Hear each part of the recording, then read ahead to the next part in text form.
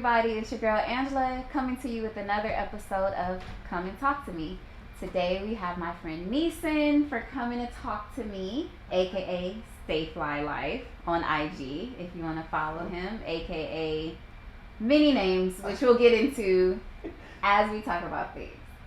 So you're in a unique situation because you're here to record the day after we posted the first episode. This is very true. Yes. It's Wow. exciting times. You know what's crazy about that? Thinking about coming here, before you sent me the episode, I was gonna hit you and say, hey, what's the format like, or like what's the vibe of the show? And you sent me the episode in the middle of it was my mom's 60th birthday yesterday. Oh, happy birthday, Birthday, mama. So in the middle of me surprising her with food, and I was like, okay, cool, like I'm gonna watch it. And then and I finally watched it, and I was like, okay, I get it. This is you this get is it, amazing. right? Yes, Literally, yes, it's just like, come and talk to me. Come and talk. I really wanted, like, I feel like on like my IG, it's just like real conversations with real people. Mm-hmm. So there's a lot of things. Like one, COVID, obviously, and we've been in the house, and I've been like really trying to like be in the house,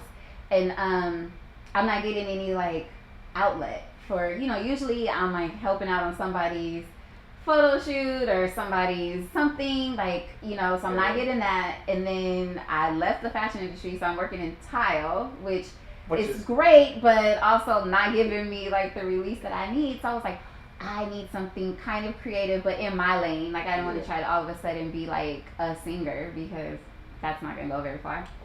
Can we cut that? Can we cut that and save that so we could have that on replay? In my every time the song mind, comes it would on. go very far, but not in real life. And so I was like, I came up with this, and I was like, I've been struggling. I'll tell you. So I've been struggling in the last 3 or 4 years because I feel like people aren't honest and real in their conversations, right?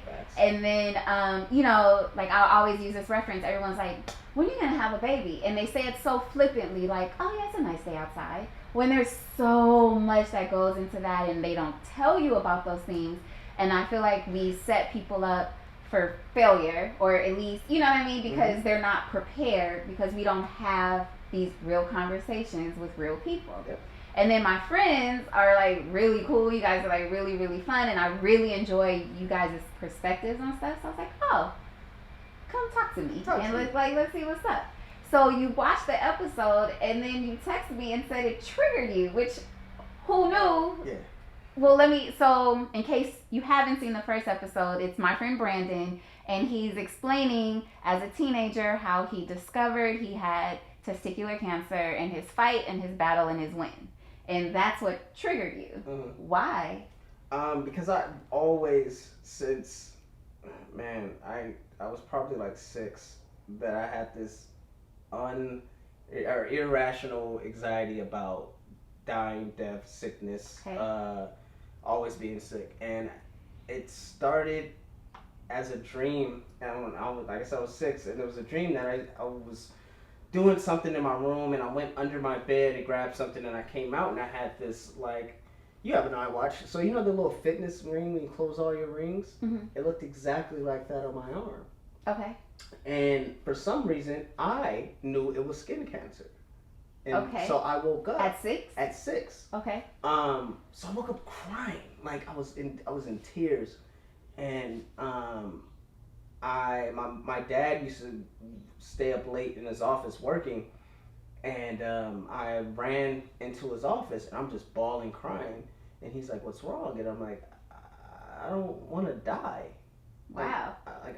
And he was like, and I remember his, as a kid, I remember his look, like, I took his look and like, I'm sorry for saying that, because the way I perceived it as he was irritated, or he didn't know how to take it. But as an adult, seeing your son have that first conversation of mortality and being up late, right? Like, why, your son is up late, and this is the thought that he's running to you with tears in his eyes.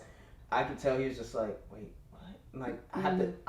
It struck him as, oh, I have to have this conversation with him right now. Mm-hmm. And so on back to me as a 6-year-old, I looked at him, and the first thing that comes out of his mouth is he says, you're not gonna die as long as I'm here. Like I'm gonna do whatever I can to protect you. Like it's okay, right? Yeah. And it was just comfort that my first time experiencing as not only a kid but as a man, and that your dad is there to comfort you. But so then we start breaking down like what's wrong, and I'm like, oh, it was a skin thing, and then it started going because the day before I got in trouble for writing on myself. And my mom was like, you're gonna get skin cancer if you keep writing on yourself. Right? So we like it's the whole thing breaking down. So he's like laughing but not laughing, and I'm like tear like like I was really bad. But it just always stuck with me. And to this day, every birthday my family makes fun of me because I had this thing. Then at 6 I was like, I'm not gonna live to see 13. I'm not gonna live to see 15. I'm not gonna live to see 18. I'm not gonna live to see 21. And then it was kind of just like, I'm here. Like, but not even like I'm here. I think it helped shape my way of thinking and my work ethic and legacy sort of thing, and just how big I am on that. And inspiring people and leaving a mark. And probably also why I don't want to have kids, because they're just replacements, and that's when you really have. Yeah, it's a whole. Kids are replacements, okay? What? Of you. Like, they're your shared DNA that you plant. It's literally like, whoop, here's my replacement. I'm going off now. You take my spot. And then they have a kid. Whoop, there's my replacement. I'm going off now. You got a spot. Okay. It is a replacement. And I honestly think me not having kids, like, that is also an add-in to, like, I'm not ready for kids. It's so interesting, though, because you love kids. I do. I think they're incredible little humans. I mean, they are technically little replacements. Yeah, that's what they are. They are, but like, that's an interesting way to think about them. I honestly don't know how I have really truly thought about children. As far as like, I don't know, I'm weird. I've never been like, I need a legacy of myself in a child. I've just not been that girl that like really, I've never had to have children. And then it was like always really weird because I was always around kids, and I like raised little babies, my little cousins, my god sisters, etc. And everyone's like, well, you're really good with children. I'm like, but yeah, that's not the issue. It's like children are fine, but I just know for me it was like the amount of work that it will take. And I knew that like once I became a mom, then I was like you got to really be ready to be all in to be a parent, and I surely was not going to do that like 1 second before I was like, I felt that I was ready to have that kind of commitment to it but yeah, kids are like little mini replacements of you. Like, that's crazy. Yeah, and So this triggered you, why though? Well, you still haven't said. Well, that's so when he was talking about he was fine, and he was a A1 athlete, and he went to the doctor and found out he was at stage 3. Yeah. It's like I'm always, my doctor knows I am Are you a hypochondriac? Yes. Okay. And so any little thing, I mean, I do have my fair share of ailments, but it's a thing of like, can I do this? Can I do, like, after, I'm gonna tell you how much it triggered me. After I watched this interview, and no lie, it's still on my Google search, I Googled, how much can I get an MRI, or how much does an MRI cost, a full body MRI without insurance, right? You wanted just full body MRI. Okay. Just how much is it? Like, flat out, what is it? Like, what's the process? I'm thinking like thousands of dollars, whatever. Actually found a place in Encino for like $300. Okay. And all you need is a doctor's note to write it. Okay. I have a doctor's appointment on Monday. So, this Neesin! was how much it triggered me. I'm not playing. Do you do your self-exams? Do you? Yes, I do. But and it's not just about testicular cancer, just because I think every time I hear somebody in the news, or I know somebody or whatever is like got cancer and passed away, like he said, it makes you address your mortality sort of thing. And even like the Screech. I was gonna say, it was so fast. It was so fast, and like they're not knowing. It's just, you just never know. I do think it is crazy how you literally can feel fine. Yeah. And then as soon as you find out, it's like all of a sudden this person is like that's the crazy part to me, because where is even the time to? But this is why your yearly checkups are important. Right. Your self-examinations. 3-month checkups. Yeah. You do 3-month checkups. I do probably 1-month checkups. Like I literally go. My doctor knows me very well. Wow. We have a relationship. Yes. Well, you gotta do what you gotta do, I guess, to try to stay sane. I mean, I think, but COVID also heightened it. Yeah. To the extent, just I've never seen myself like this, right? Like it's just like it really took it up to another level, and I was very psychotic at the beginning of COVID. I don't know if psychotic is the word. I was very,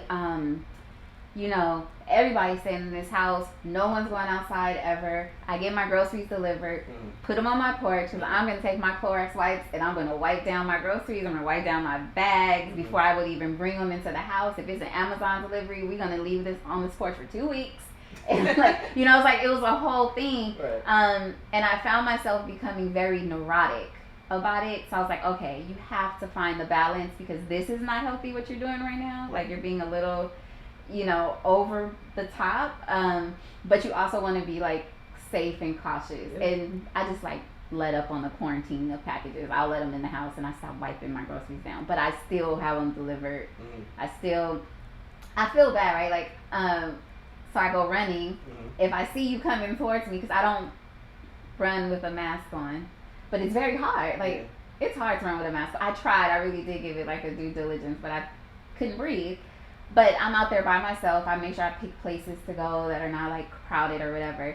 And then, but if I see someone coming, I feel so rude, because I will go out in the street, so that we don't directly pass each other.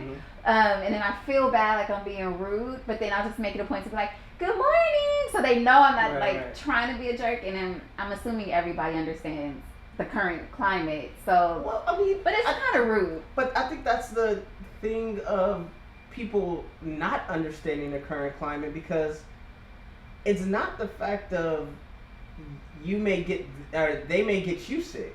Yeah. It's the fact of you may get them sick. Yeah. So you moving away is saving them. Yeah. And I think so many people, that's why you have people like, oh, I'm not wearing a mask, I'm fine. It's like, it's not about you. It's about the next person. Right. Right? Exactly. Like, that's the issue here. So it's, I just feel like you doing that is great. Like, I would look at that person like, thank you. Yeah. Like, I mean, you don't even got to say, like, it was like, you did enough by just moving your, out that way. Yes, running with a mask, I do run with a mask on, and it is hard. I can't do it. But I also do that because we not only we seen it in the news, and just what happened Freedom Summer last year, but especially black men getting shot and stuff. But yeah, I don't want no excuse. Like, you may not have a mask on, walking with you and your dog and your stick in my little area or whatever, and I see them, like, when I'm running, like, they're like clench up, and I'm like, it's a pandemic. Like, so I'm like, I'm gonna run with my mask on, and I'm gonna run away from you. So it's just no excuse for you to be like, he tried to cough on me, or he did something, like, or he just breathed, whatever it may be. I'm not even trying to give you any excuse. Oh, you are into everything. You have Neesin. I was thinking about you on my run today. Okay. I was like, Neesin is... It's a long run, by the way. It was like 5 miles. Yeah. So I was like, Neesin is a rapper. Okay. You are a entertainer. You are a writer. Okay. Writer of songs. Also writer of shows. And also writer of shorts, films. Yes. You are a producer. Okay. You are a director. Okay. You are acting. Yes. You are, sometimes you post pictures. I don't know if you are a model or you just be trying to pose. You got your portrait filter on. Uh-huh. You are, Jesus. There's more. Podcast host. Oh, yeah. You host several podcasts. You have a wrestling show. Yes. You have a show where you interview people in the entertainment industry or something of that nature. Creative. So you don't sleep. Well, okay. There's a lot to unpack there. Because you do a lot. I do a lot of bit of everything, is what I usually say. Mm-hmm. People are like, what do you do? I'm like, I do a lot of bit of everything. And that's really my passion. Like, I was always kind of taught to, not even taught, really, that's a whole other story, but things that light me, things that light me up, I'm going to do that. And I've always looked at something as, I like that. I can do it. Yeah. And I'm going to figure out how to do it. And so that just led in the things that you just rattled off. but about you rapping. So the show, and that's the thing, the show is definitely based in music because my first love in anything in this world is music. You can't help it, can you? I can't. It feels good. It's like a Jeffrey. It's that's like why it's here. Get him to the Greek. I know. So it's music. So yes, you're gonna see a fair share of musical artists, but it's bigger than musical artists. And so with you, it was the thing of I'm willing to have you on. I want to have you on. But the problem with intercession and fitting people that I want on is how am I going to showcase them in the booth segment? Because that's the first question that comes to my mind when I'm trying to book a guest. It has to be music is easy because it's either that, if it's a music person, it's like, okay, I need to think of a beat that I could produce for, because all the beats are produced by me and Ish. Yeah. Right? So if it's music, it's easy. If it's anything outside of that, which is, but that's the challenge and the reason why I really love Intercession, the reason why it's really my baby, because it causes me to really think like, okay, I have this philanthropist model. Okay, well, I always wanted to shoot like a Chanel commercial. And as a kid, I used to be fascinated with the Chanel commercials and the Victoria's Secrets, the Victoria's Secret fashion shows. I used to really watch those, not because they were hot, like because I'm like, the production on these are incredible. And if I get my hands on it, I want to do something like that one day. And so that was like, I want to shoot a model because I want to do something like that. So with you, it's just figuring out what can we do. And it's funny you said about the towel thing, because I remember you told me like you started working in towel, and I was like, okay, just like me, you do all these other things. Yeah. The last thing that I noticed, you're gonna be like, it's like when I told people that I was manager of a pool store, and they're like, yeah, what? Like a pool store? It's like, yeah, it just happened. That's where I am now. So here's the problem. Mm-hmm. I grew up financially strapped. Mm-hmm. We didn't have no money when I grew up, right? So I operate, unfortunately, out of a constant fear of going back to that place of not having money, I remember my grandmother had gave me like this talking to about how some of the things from your past present itself in different ways. So, like for me, one of my ways is that like, I'll be like, throw all this away because I can buy more, which is a good feeling because there was a very long time where I couldn't buy anything for the majority of my life growing up, Aside. Now, I think that my true title in the industry, that was a nice true title, could be creative director, right? Correct. Which I do not know how you could possibly showcase that on your show. As far as like me being in a booth, or like I can't be in a booth and be like, yeah, because if this is a music video, this is the way I would do it. Like, and then like float it out like that way. So I don't know how I would do that, but yeah. Yeah, it's. I mean, there's a way, but it's a way of, because me and my partner, we talk about this very often. Really, it's like we want to get kind of everybody on here. How do we do that? So we have an idea of like doing panels in the future of like, so we could have these different. It's not really our segmented type of show. It's a panel and people could talk and we could have this open discussion, because the show is actually based off of Teen Summit, Rhapsody, David Letterman, and like Sway in the Morning type of thing. So that's the vibe of the show. Is just the only thing we're missing is the Teen Summit aspect. Yeah. Is the whole like panel open discussion with people surrounding. So that's coming. And it's coming this year for sure. It's already on the docket. Okay. But it just won't have like an in a booth segment. But that's the thing. If one person's like, hey, how can I, like, I want to be in, and not saying like you're not, but you're not like my family, and they're like, I'm like, yo, I really want you on. I want to sit down and have a conversation with you on this camera because I think you will look great. Because the whole thing I made it, is because I wanted to make sure I was doing my part of what other people did for me.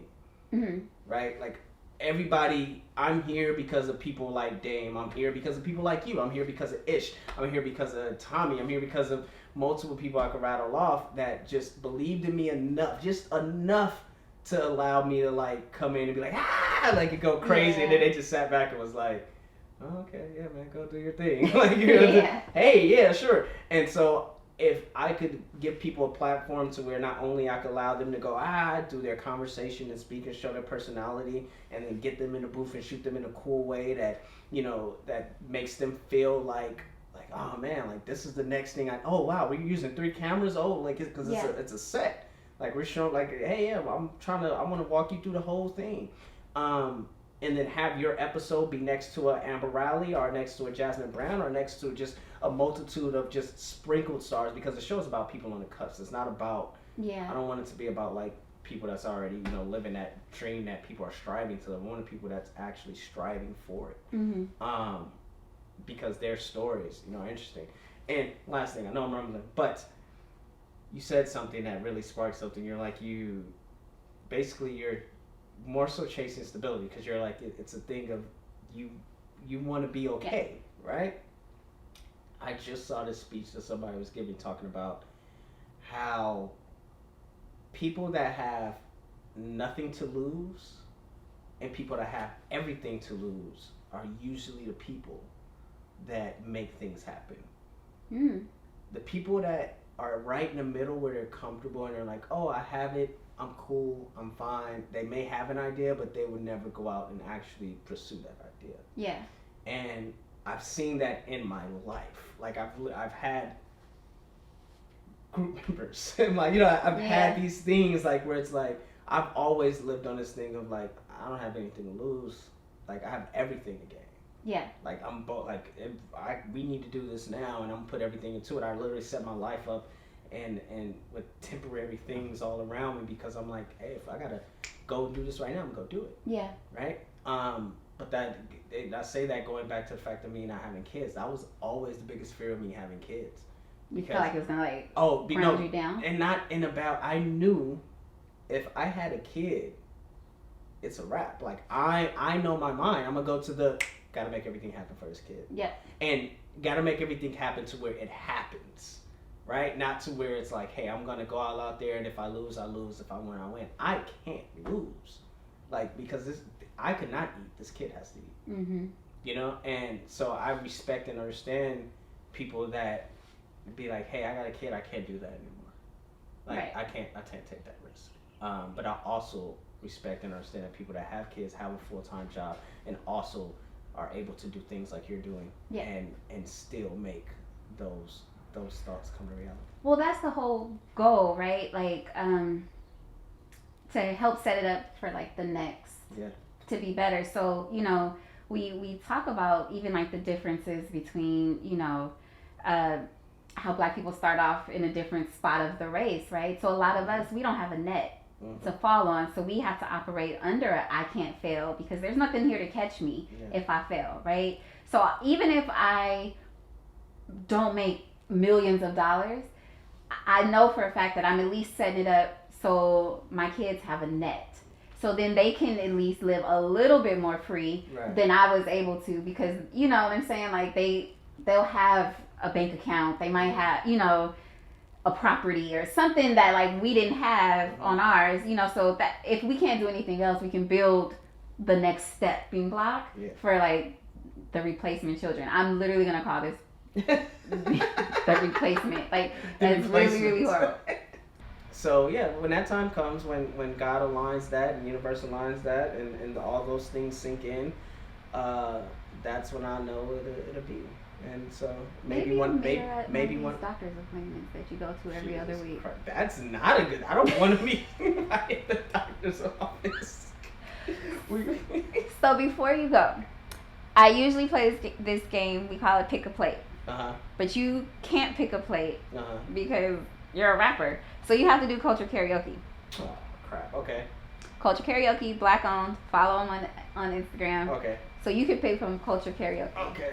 Let's get it. Shout out to this colors though, by the way. It's amazing. So what is this? Yeah. Let's go. Perform a song by an artist who was signed to Bad Boy Records. Yay. Now, who's hot, who's not? Tell me who's rocked, who's sell out in stores. Tell me who dropped, who copped the new drop, who Jews got rocked. Come on, man. I gotta do the whole thing. Like, no, okay. This is easy. Then do another one. Okay. Like I grew up. Now, who's hot, who's not? By the way, Dame, when we met Dame, Yeah, you say before with YRF, he was like, man, yeah, I see y'all like Puff Daddy and Mace, and I was just like, huh, who's Puff Daddy? He was like, yeah, you're Puff Daddy, and I felt offended.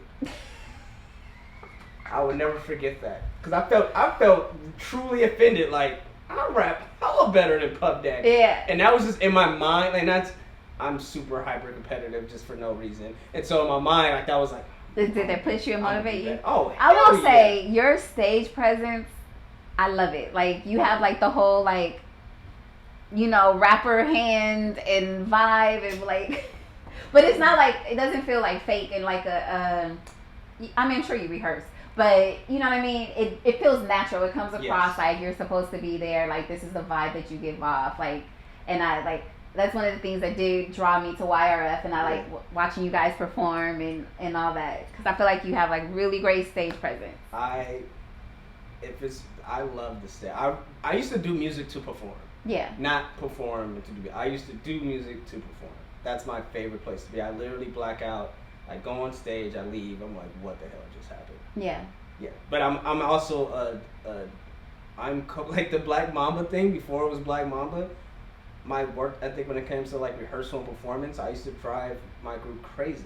Mm-hmm. Like I rent out dance studios, we'd be in there with fake microphones and like, hey, we gotta hit this mark and this mark, we gotta do this, do that. I knew everybody's song, I knew everybody's lyric, I knew everybody's ad-lib to their lyric, plus mine's whatever the band playing here, there, whatever it may be, I'm in tune with everything. So when I could go on stage, I could be in that comfortable environment and black out. So when I'm giving that advice to young artists in whatever aspect of it, it's like the real thing is basketball is whatever. It's about the practice. Right. It's about the gym, like that. It's about that weight room. It's about all those other. It's about what you do, you know, from Monday to Saturday, not just on Sunday. Mm-hmm. Right. Like that's what it's about. Because we used to be in that studio in Torrance. Like when everybody was gone and they're just running, when we had one window, that little window at the top, and just running the same song for 2 hours. Yeah. So we could, at a moment's notice. And I got that from Michael Jackson and the Beatles. Yeah. Because that's exactly what Michael Jackson did, and he got it from the Beatles. Yeah. You know, okay, you're going to do one more, but I'm going to say, it's like really funny. So one of the groups that we have worked with, they had a song that we love, which, by the way, I had got you on the remix of the song. You did get me on there. You can add executive producer. No, it was Love Myself. Oh, no, was it Love? It was Love Myself. Yes, it's Love Myself, the remix. And I know, I EP'd it. I didn't really EP'd it, but I just put the idea up in the air. Yeah, you EP'd it. So, but one of the things, so Love Myself was like a really big song for them that everybody loved. Yeah. And then they would be like, do we have to perform it? I'm like, are you kidding me? Like, to reference, Beyonce has had to sing Crazy in Love for 20 years. Like, and you can't do this song for like 3 shows? And it's a song that people really love for you to do. And that, like, alone is just like shows the difference of like the work ethic and like trying to give people, if you're an entertainer, your goal should, I thought, would be to give people what they want. You know? I don't know. Anyway, next song. I agree. Perform a song that should be included on a slow jams list. This is also easy. This is also easy. And I'm just, this is also simple. This is low hanging fruit. Come and talk to me. I really wanna meet you. Can I talk to you? Ooh, yeah. I wanna know. All right, that's up. Yeah. All right. Well, thank you for coming to talk to me. No problem. I appreciate you. Thank you for having me in this having me singing on here, and this is what we do. Yeah, this is great. Maybe one day we can go to brunch again when the world. Oh my God. When the world reopens. Well, they just opened up outside lunch again, but you know. I'm waiting. Okay. Have you been out? No. Okay, I'm waiting. No. Thank you guys for tuning in another episode. Thank you, Neesin. Stay Fly Life on Instagram. If you want to follow him, follow me at Come and Talk to Me Show on Instagram, where we're having real conversations with real people. See you next time. Peace. Tell my mama be somebody. Tell my mama be somebody. Yeah, this is for my niggas that can't vote, cause they pack coke choked about their daughter a winter coat. Been woke, system's not broken, we too broke. Only time we come together when we killing folks. Most of them kidding folks. Engineer like it's a GMO. We'd rather flip pies than becoming a CEO. And that don't come with a PPO. But I got dreams of being decked out in gold like 3PO. These labels making copies like they was Kiko's. So I drove my own hills like I was Nico. Team paid in full, got rid of the Ricos. Just to puff up my ego.